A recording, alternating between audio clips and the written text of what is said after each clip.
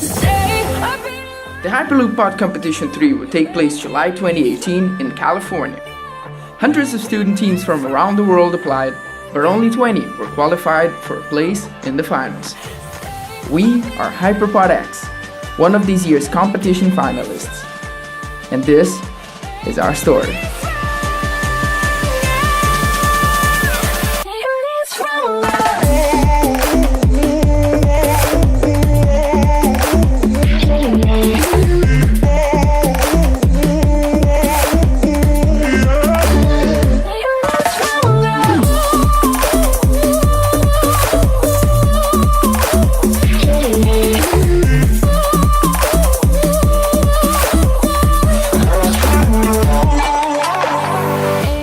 The story of HyperPodX for me begins where Alejandro introduced us into the team, and we were all started about the Hyperloop, thinking about the Hyperloop concept, thinking how amazing this whole concept is.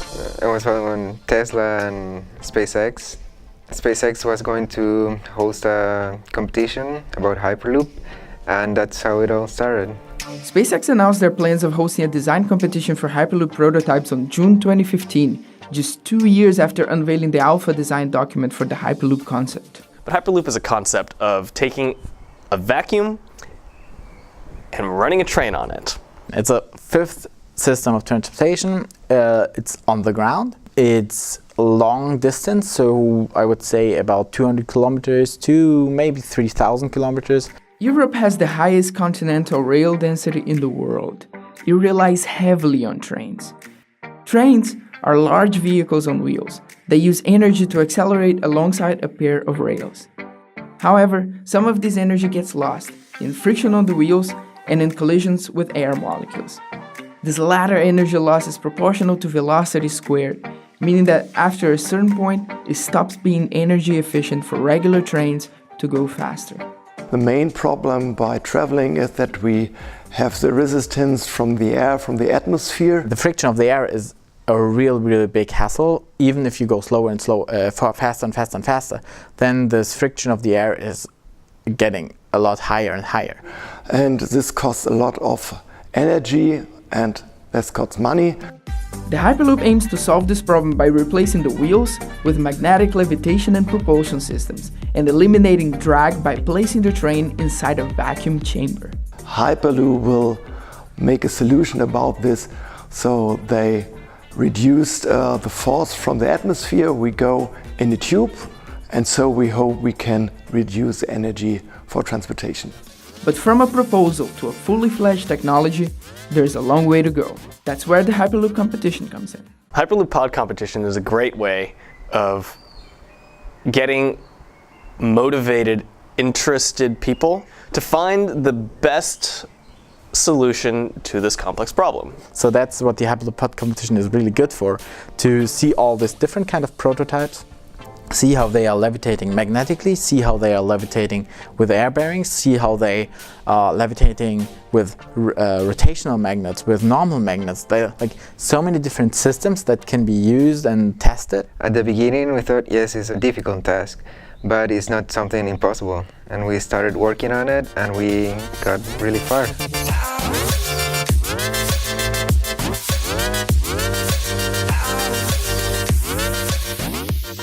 The first team was only 8 people, and we were all classmates, we were all friends. So I just said, hey, do you guys want to work on this? And everybody said yes. So the first team was really easy to assemble. We start with a small group of 8 guys, and we are good enough to get an invitation to Texas in 2016 and to present our concept. The first competition had 2 parts. First, the teams came up with prototype concepts.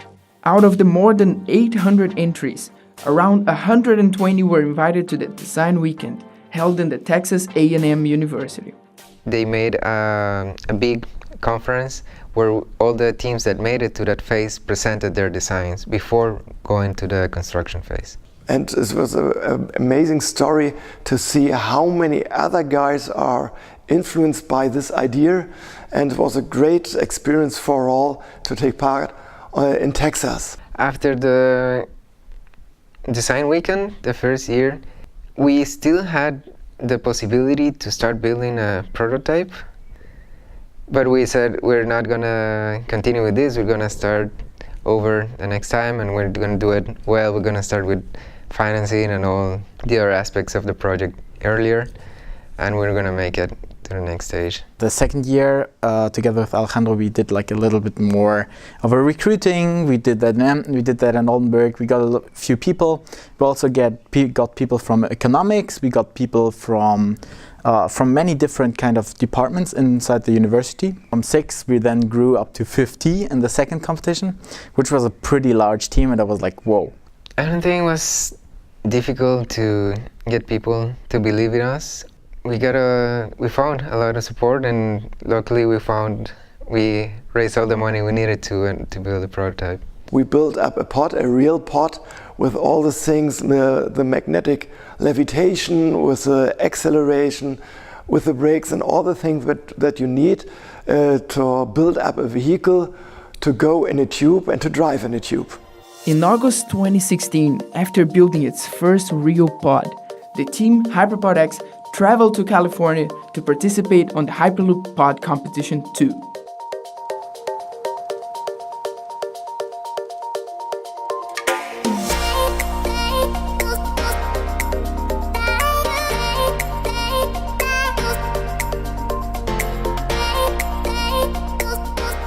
For the competition, we've been 22 or 24 flying to America.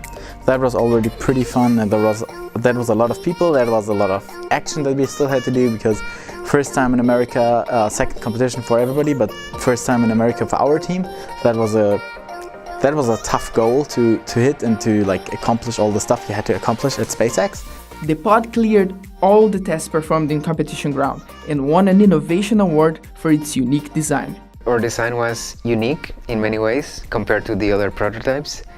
Our design was really flexible. We could adapt it and modify it and make many changes. It was an actual prototype that we could in real time adjust in many ways, and that's something that the jury really liked. Now, in 2018, a new team was assembled to take over the challenge of bringing HyperPodX to new heights.